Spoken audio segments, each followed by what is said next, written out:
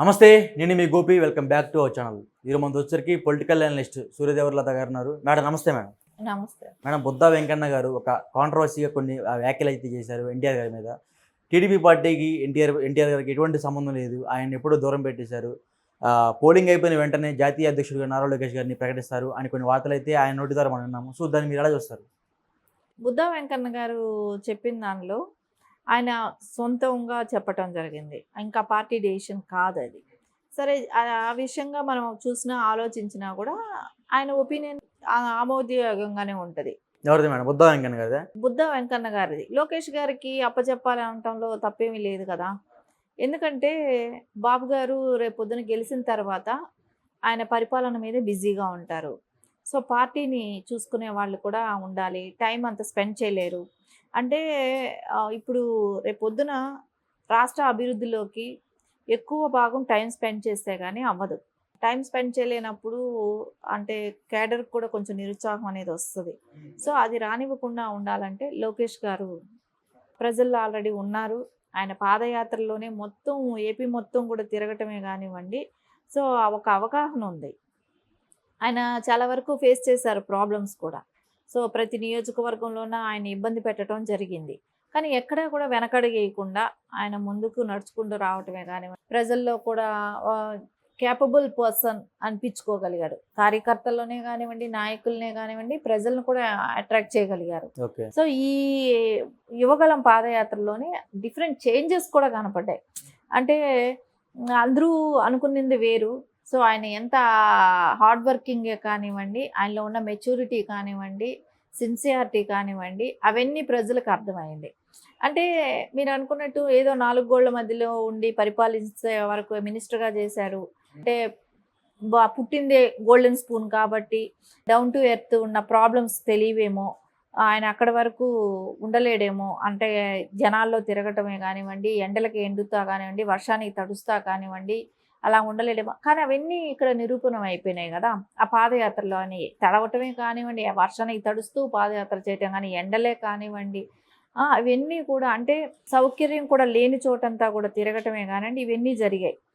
అవన్నీ జరిగినప్పుడు ఖచ్చితంగా ప్రజల్లోకి ఇలాంటి నాయకుడు కావాలి. సో కార్యకర్తలకి అంటే గతంలో కూడా ఆయన జీవిత బీమా కింద కానివ్వండి 2 లక్షలు అంటే సభ్యత్వం నమోదు చేసుకున్న వాళ్ళకి యాక్సిడెంట్స్ ఏదైనా అయినా కూడా వాళ్ళకు 2 లక్షలు జీవిత బీమా వచ్చేటట్టు అంటే ఇన్సూరెన్స్ కల్పించారు. సో అది నారా లోకేష్ గారు ప్రవేశపెట్టింది కార్యకర్తల కోసం. అంటే వాళ్ళ మెంబర్షిప్ ఇది తెలుగుదేశం మెంబర్షిప్ తీసుకున్న వాళ్ళు. ఇదన్నీ కూడా ఆయనకు ముందు నుంచి ఒక అవగాహన ఉంది. ఖచ్చితంగా ఆయన దీనిలో బాగుంటుంది అనేది అయితే ఎవరికైనా అనిపిస్తుంది. నెక్స్ట్ అంటే బాబు గారి తర్వాత లోకేష్ గారికి ఆ చరిష్మా ఉంది కాబట్టి అంటే ప్రజల్లో ఎక్కువ ఎన్టీఆర్ గారి చరిష్మా ఇంకా ఎక్కువ ఉంటుంది. సో అలాంటి సొంత అంటే పెద్ద ఎన్టీఆర్ పెట్టిన పార్టీ కాబట్టి డెఫినెట్గా జూనియర్ ఎన్టీఆర్ కూడా దాంట్లో స్థానం ఉంటుంది అని బయట ప్రజలైతే వ్యక్తం అయితే చేస్తున్నారు. సో దానికి మీరే ఉంటారు. అంటే జూనియర్ ఎన్టీఆర్ గారు ఆయన సినిమాలకి అంటే ఆయన కూడా చెప్పాడు, నా వయసు ఇప్పుడు నేను సినిమాలు చేసుకునే వయసు, సో నేను ఇప్పుడు సినిమాల మీదే దృష్టి పెట్టాలి అని చెప్పారు. అంటే రాబోయే రోజుల్లో కొత్త పార్టీ పెట్టే అవకాశాలు ఉన్నాయని చెప్తున్నారు. ఎవరు చెప్పారు? బయట ప్రజలు అంటున్నారు కానీ ఆయన చెప్పలేదు కదా. ఆయన చెప్పినప్పుడు దాని గురించి మనం మాట్లాడుకోవాల్సిన అవసరం ఉంటుంది, డిస్కషన్ అనేది ఉంటుంది. సో దాన్ని అప్పుడు ప్రజలు ఎంతమంది ఆమోదిస్తారనే దానికి అప్పుడు డిఫరెంట్గా ఉంటుంది. ఇప్పుడు ఆయన ఎక్కడా చెప్పలేదు, నేను రాజకీయాలకు వస్తాననే మాట ఇప్పుడు ఎక్కడా చెప్పలేదు, ఏ పార్టీకి మద్దతు ఇవ్వలేదు. ఆయన కామ్గా తన వర్క్ ఏదో తను చేసుకునేటప్పుడు సో ఇప్పుడు నువ్వు రాజకీయాలకి రావాలని తెలుగుదేశం కూడా అడగలేదు కదా. తెలుగుదేశం కేడర్లో ఉన్న వాళ్ళు ప్రజలు ఎవరైనా కూడా నాయకులైనా కూడా ఇప్పుడు నువ్వు వచ్చి తెలుగుదేశంకి పనిచేయాలనేది అనలేరు. ఆల్రెడీ అంటే మనవడు అంటే కూతురు సైడ్ అయినా కొడుకు సైడ్ అయినా మనవడే, ఆ బ్లడ్ రిలేషన్ ఉంటుంది, ఎక్కడికి పోదు. ఖచ్చితంగా అంటే ఎన్టీఆర్ గారు లాంటి వాక్చాతుర్యం లోకేష్ గారికి లేదంటున్నారు. ఎందుకు లేదు? చూసారుగా మొన్న అంతా గతంలో. ఇప్పుడు మనం యువగలం పాదయాత్రలో అప్పుడు చూసారు కదా. వాక్చాతుర్యం అనేది నందమూరి తారక రామారావు గారి బ్లడ్ ఆయనలో ఉన్న వాళ్ళకందరికీ కూడా వస్తుంది. అయినా మనవడే. ఆయనకేమో సినిమాలు చేసుకుంటున్నారు. ఆయన ఇప్పుడు అప్పుడే వచ్చే పరిస్థితులు లేవు. సో ఆయన కూడా రాజకీయాల్లోకి వస్తాననే మాట ఇంతవరకు చెప్పట్లేదు ఎక్కడా కూడా. సో లోకేష్ అంటే తొక్కేస్తున్నారు అంటున్నారు. తొక్కేసేదండి. ఇప్పుడు ఎవ్వరు ఎక్కడ ఎవరిని తొక్కలేరమ్మా. ఇది ప్రజాదరణ ఉండి వాళ్ళకి చేయాలని బయట వస్తే ఎవరు ఎవరిని తొక్కేది ఏమీ ఉండదు ఇక్కడ. ఉమ్. తొక్కటానికి ఇదేమైనా ఇదా? ఎవరు టాలెంట్ ఉంటే వాళ్ళు పైకొస్తారు. అలా అనుకుంటే ఈరోజు అంత పెద్ద హీరో ఎలా అయ్యారు జూనియర్ ఎన్టీఆర్ గారు? సో ఒక టైంలో నారా చంద్రబాబు నాయుడు గారు జూనియర్ ఎన్టీఆర్ గారి సినిమా ఆడియో రిలీజ్లకి వాటికి వెళ్ళినవి కూడా ఉన్నాయి. బాలకృష్ణ గారు కూడా వెళ్ళారు. అలాంటివి కూడా ఉన్నాయి. కానీ ఆయన ప్రూవ్ చేసుకున్నాడు. హీరోగా ఆయన ప్రూవ్ చేసుకున్నాడు. సో తర్వాత ఎక్కడ ఎవరైనా కూడా ఒకళ్ళని అంటే పొలిటికల్ కానీ సినిమా ఫీల్డ్ కానీ ఒక నేమ్ వచ్చి చెప్పుకొని ఎంటర్ అయ్యే వరకే పనికొస్తుంది. సినిమా ఫీల్డ్ అయినా అంతే అంటారు, పొలిటికల్ అయినా అంతే. ఆ నేమ్ చెప్పుకొని అంటే ఇదిగో ఈ ఫ్యామిలీ నుంచి వచ్చాను, నందమూరి తారక రామారావు గారి మనవడిగా నేను వచ్చాను, ఎంటర్ అయ్యాను అని అంటే ఒక సినిమా ఉంటుందేమో. లైన్గా ఫ్లాప్లు వచ్చాయి అనుకోండి, వాళ్ళలో వర్త్ లేకపోయింది అనుకోండి, పక్కకి వెళ్ళిపోతారు. సో రాజకీయమైనా అంతే. రాజకీయంలో కూడా ఏంటి, చంద్రబాబు నాయుడు గారి అబ్బాయిగా తను ఎంతవరకు అంటే ఒక ఇంట్రడ్యూసింగ్ వరకే, అంటే ఇప్పుడు పరిచయం వరకే. తర్వాత వాళ్ళు నిలబెట్టుకోవాలి. అది ఆయన ఆల్రెడీ ప్రూవ్ చేసుకున్నాడు. ఇన్ని వేల కిలోమీటర్ల పాదయాత్ర చేసినప్పుడు మంగళగిరిలో ఓడిపోయాడు కదా మేడం. మంగళగిరిలో ఓడిపోయారనంటే నువ్వు ఇక్కడ ఒక కంపారిజన్ తీసుకో. పులివెందల్లో జగన్మోహన్ రెడ్డి గెలిచాడు అని అంటారు. పులివెందల ఎవరిది చెప్పండి? వాళ్ళ తాత దగ్గర నుంచి ఆ నియోజకవర్గాన్ని కనిపెట్టుకొని మనవడ వరకు ఫాలో అయ్యింది.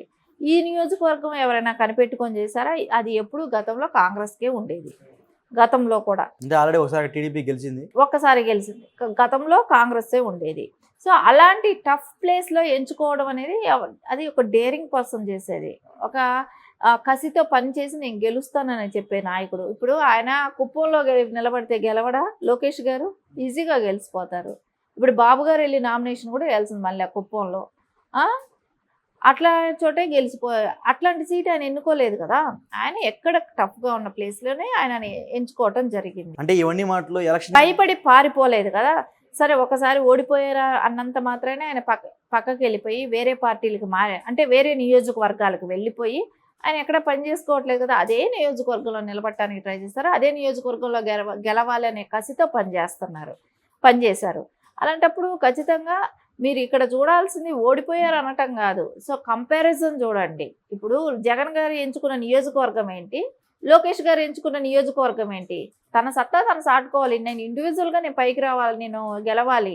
ఒకళ్ళు రెడీ చేసి పెట్టిన దానిలో కాదు, కష్టమైన దానిలో దిగి నేను గెలవాలనుకున్నాడు. ప్రూవ్ చేసుకుంటారు, రేపు పొద్దున్న గెలుస్తారు కూడా. అది నాయకుడికి ఉండాల్సిన లక్షణం. సో ఎవరో వండి పెట్టిన భోజనం తింటా కూర్చొని గెలవటం గొప్ప ఏం కాదు కదా. సో అది జగన్మోహన్ రెడ్డి చేసిన పని. అదే నేను అనేది. లీడర్గా ఒక చంద్రబాబు నాయుడు గారు సన్నగా అంటే అక్కడి వరకు జనానికి పరిచయం అవ్వచ్చేమో కానీ, అంటే ఇవన్నీ ఎలక్షన్ ముందు ఎందుకు చెప్పలేకపోయారు మేడం? ఎవరు ఇప్పుడు ఎవరైతే మాట్లాడుతున్నారో ఎన్టీఆర్ గారికి సంబంధం లేదు, మరలా జాతీయ అధ్యక్షుడు నారా లోకేష్ గారికి పదవి ఇస్తారు కౌంటింగ్ అయిపోయిన తర్వాత అని, ఇవన్నీ ఎన్నికలకు ముందు ఎందుకు చెప్పలేదు? మరి ఇప్పుడు ఎందుకు బయటకు వచ్చింది మేడం? చంద్రబాబు గారు వెనకున్నాడు. ఇప్పుడు ఇది ప్రజలకు అవసరమా, పార్టీ క్యాడర్కి అవసరమా? ఇప్పుడు ఎందుకు బయటకు వచ్చింది మేడం? ప్రజలకు అవసరమా, క్యాడర్కి అవసరమా? ఇది ఎవరికి అవసరం? ఇది క్యాడర్కి అవసరం, ప్రజలకి సంబంధం. అంటే ఇది అంతర్గత పార్టీ విషయం. సో అది అందరికీ అవసరం లేని విషయం. అది ఎవరు నార్మల్గా మాట్లాడాల్సిన అవసరం లేదు. ఇది మాట్లాడితే కార్యకర్తలు, నాయకులు, పార్టీల అధ్యక్షుడైన నారా చంద్రబాబు నాయుడు గారి డెసిషన్ అంతే ఉంటుంది. కానీ దీన్ని అందరికీ ఆపాదించడం అనేది కరెక్ట్ కాదు. ఇప్పుడు జూనియర్ ఎన్టీఆర్ గారి పార్టీలో నేను ఉంటాను అని అంటే పంపించిన మంది ఎవరూ లేరు. ఆయన ఇప్పుడు వచ్చే పరిస్థితి కాదు. ఆయన సినిమాలు చేసుకుంటాను అన్నాడు. ఇప్పుడు వాళ్ళకి లేని బాధ ఎందుకు అందరికీ? ఇప్పుడు ఉంటే ఆయన బయట మాట్లాడతాడు కానీ దీని గురించి పెద్ద టాపిక్ అన్నట్టు ఎవరు బుద్ధా వెంకన్న గారు చెప్పినా కూడా ఇక్కడ ఆయన ఏం తప్పుగా ఏం చెప్పలేదు. అక్కడ ఆయనకి ఇప్పుడు రానన్నప్పుడు ఇప్పుడు సంబంధం ఏంటి అన్నారు. ఇప్పుడు దాని గురించి ఆయనకి సంబంధం ఏంటి అని అన్నారు. అంటే సంబంధం ఏంటి అని అంటే రానన్న వ్యక్తి కదా. ఇప్పుడు వస్తానని మాట్లాడుంటే ఆ విషయం వేరుగా ఉండేది. రానన్నప్పుడు దానికి సంబంధం ఏంటి? ఇప్పుడు అంటే ఏదైతే లోకేష్ గారి పేరు వచ్చిందో అప్పుడు ఆ టాపిక్ తీసుకురావడం అనేది సమంజసం కాదు. దాని విషయం డిస్కషన్ వచ్చిందే కానీ దాన్ని ఇంత తిప్పి వేరుగా ఆపాదించుతూ మాట్లాడటం అనేది కరెక్ట్ అయిన విషయం కాదు. Okay madam, thank you madam. Thank you.